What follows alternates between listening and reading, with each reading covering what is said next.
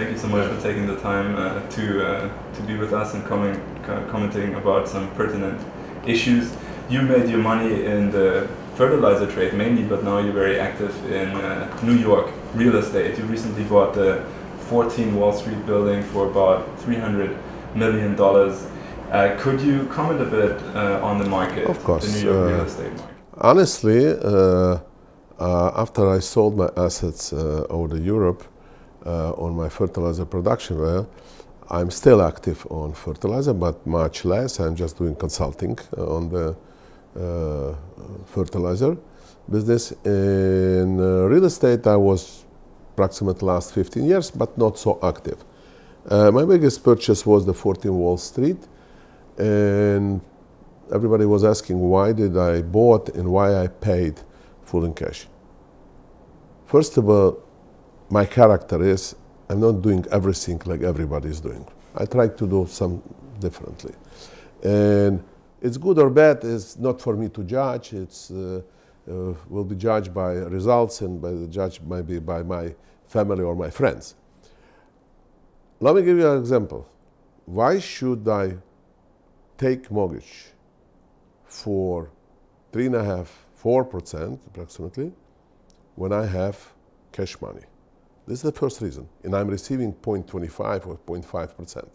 So if I will take, if I will not have money, maybe I will go, maybe, and I will tell you, explain why maybe.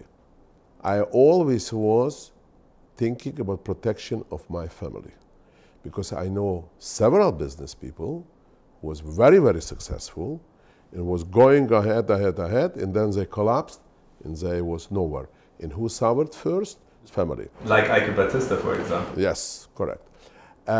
One of them. And even when I bought my first apartment, my dream was, and I didn't have the money, to pay off the whole mortgage. Everybody was laughing on me. So I feel that this will be my security if I don't have to pay mortgage. If I lose tomorrow a job, and I'm talking about 25, 28 years ago, so I didn't want it to put under risk my family, that like I have several friends, unfortunately, and, who was kicked out from the houses because they couldn't pay the mortgage.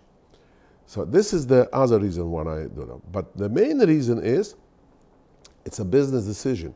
Why should I pay? If I need money and I don't have, I always can take against my assets money and to invest maybe better one. This is number one. Number two, I'm a very conservative person. Conservative in everything. Family values, in business especially, I don't take risk. You just mentioned stock exchange. Do you believe that me, in my position, I never bought any one stock in my life? No. And I never bought. And I will explain to you why. Please. I always was in the business, any kind of business, at least where something depends on me. If I go to casino, and I'm not a player, I go once in a year to casino, I can play $500 or $1,000, not more. I don't go to play for roulette, because in roulette nothing depends on you. I play blackjack because at least something will be, I'm taking a card or I'm not taking, or I'm over or I'm winning. So at least something depends on me. If I go to stock exchange and I'm giving my money to professionals who, under the best of their knowledge, can do business, and if they lose, then I lose. If they win, I win and they win. So this is way where I never was able to accept it. And this is why I never played in stock exchange. I didn't believe it, I didn't want it to risk, and I still believe. And I'm not saying it's bad. If somebody, first of all, I never had opportunity to be 100% concentrated on the stock exchange. Maybe if I would not have other businesses, and maybe I will, if I will be considered just on stock exchange in doing something, this kind of investment, maybe I will do it. But because I never wanted to do this, I always was busy with other business, I didn't do it. This is a simple answer. That's very interesting. So I'm sure you'd rather drive than take the plane. Correct. Sometimes, yes, but at the same time, it's a risk. What you have to do. You cannot drive a car to Europe. You have to take a plane. But if you go to to Boston, sometimes I am driving and not flying. And not because you're afraid to fly. Because it's much more convenient with your car. You stop anywhere you want. You want to have a sandwich, you stop by a restaurant and you go ahead. So you can act independently. If you're on the plane, you have to go on the end of the plane, wherever the end will be. Fantastic. Yeah. So in terms of debt, I think it's very interesting what you said, because many people, especially in the United States, they love to leverage. They take little money, they borrow. So essentially they're greedy. They have, even if they have a lot of money, they'd rather invest in a different project and lever it up and try to make more money. So would you say that your approach is less greedy? I will say the following. In the United States, especially there, I will borrow money, I will not risk my money. Right. Okay? My approach is different. I don't want to be in the position where I will lose my name. And my name is very valuable for me, for my family, and for my friends. And I'm very, very stuck on this. A lot of people don't have a problem.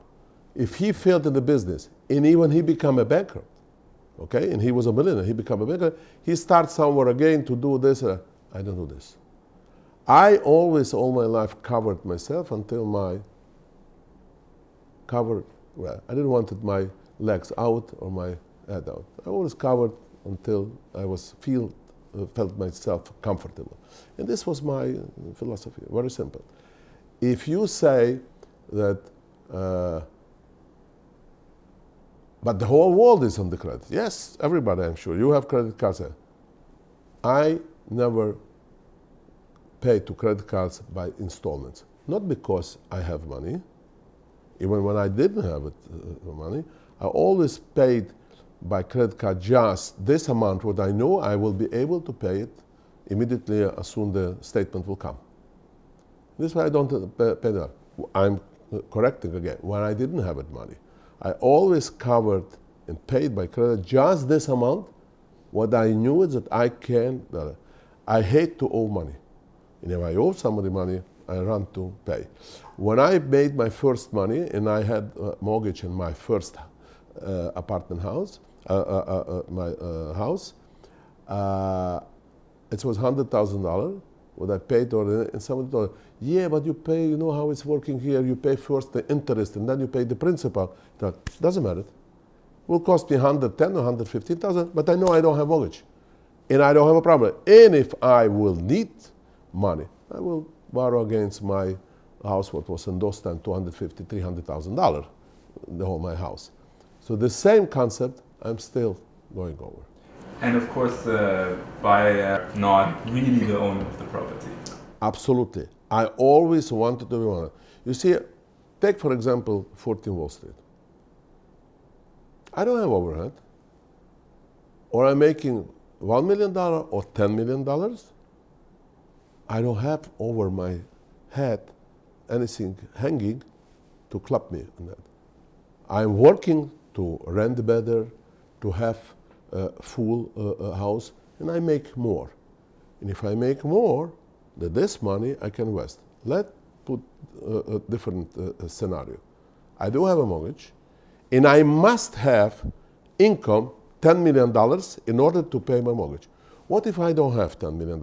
I have just $8 million income, and $2 million I have to pay. Enough if I cannot make somewhere else this $2 million, what's happening? You starting shoveling here and there. In the end, if you are not able to make this money into pay, you can lose the house, and you lose everything what you was working for a long time. And believe me, it's a lot of examples, a lot of people were doing this and happening this. I will not go far for examples, a lot of people doing this. So this is my way to buy. If I buy apartment building with a rent, let's say I own in Brooklyn several houses, several dozen of houses. I buy the building with the tenants, and I know how much is income there. I don't take the mortgage. I pay the house in full, and what I can do, I can refinance if the income covers, again, the mortgage what I have.